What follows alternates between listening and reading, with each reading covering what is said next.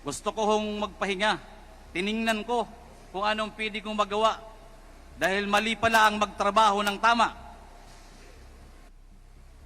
Jimmy, pag binanggit mo ang pangalan na to, pag binanggit mo to, mamamatay ka.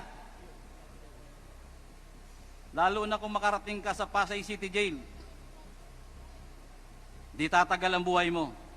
The worst, Your Honor, sinabay niya pa pati anak ko. Alam namin kung nasaan yung anak mo sa Makati. Madali kidnapin yan. Your Honors, alam niyo po ba kung sino yung mga tao na ayaw niyang ipabanggit?